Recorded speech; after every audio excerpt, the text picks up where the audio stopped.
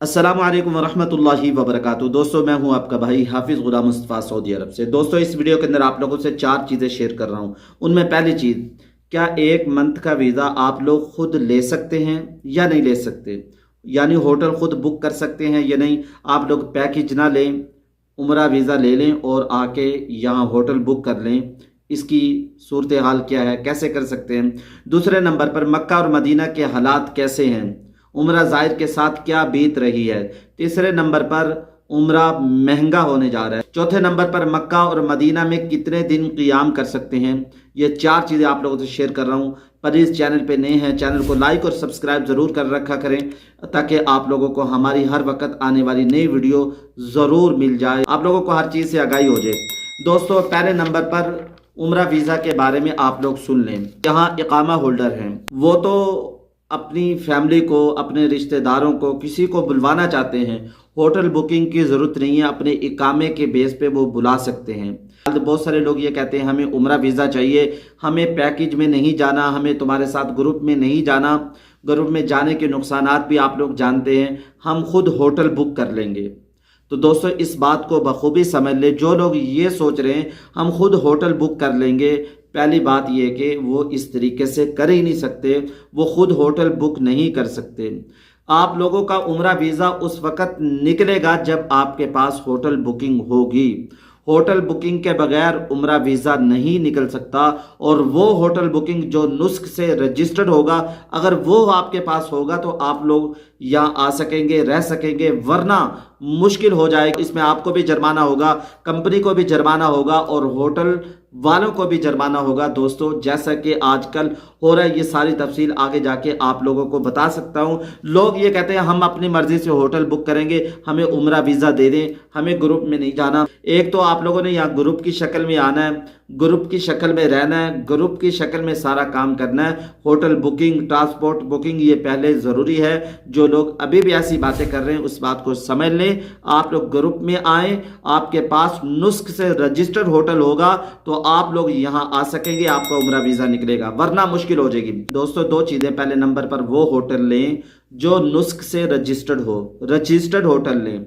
दूसरे नंबर पर इसी होटल पे ही वीज़ा निकलेगा, इसके अलावा वीज़ा नहीं निकलेगा, परेशानी हो जाएगी। यहाँ के बहुत सारे उम्रा ज़ाहिर जैसे कि परेशान हो रहे हैं, मैं आप लोगों को तफसील बता देता हूँ। दूसरी चीज़, मक्का और मदीना में उम्रा ज़ाहिर के हालात बहुत ज़्यादा खरबान हैं, बहुत ज़्यादा ख़राब हैं, बहुत ज़्यादा परेशानी के आलम में है। उम्रा ज़ाहिर रोडों पे हैं, इधर उधर वक्त गुजार रहे हैं।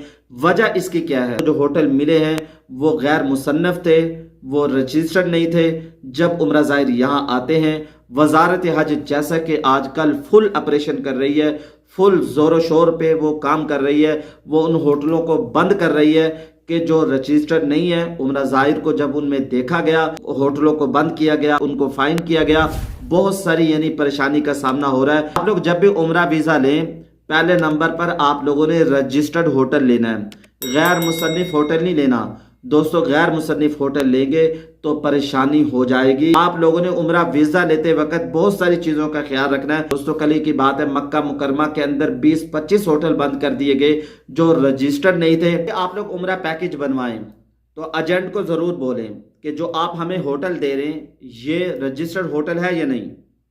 आप लोगों ने ये बात ज़रूर बोलनी है, पूछना है, बार बार पूछना है, धोखा नहीं खाना। ये होटल मुसन्नफ है, ये होटल रजिस्टर्ड है या नहीं, आप लोगों ने तफसील से उसको पूछना है। और इसके अलावा दोस्तों, पूछे भी और आप लोग नुस्ख ऐप पर उसको चेक भी करें क्या ये वाकई ही रजिस्टर्ड है या नहीं। जैसा कि मैंने कुछ दिन पहले एक वीडियो बनाई थी, उसमें बताया था यहाँ उम्रा ज़ाहिर आए, जब होटल पे छापा पड़ा वो रजिस्टर्ड नहीं था, उम्रा ज़ाहिर को बाहर निकाल दिया गया, उम्रा ज़ाहिर परेशान हुए, जिस कंपनी ने भेजा था उस कंपनी को भी बंद कर दिया गया और होटल वालों को भी फाइन हुआ।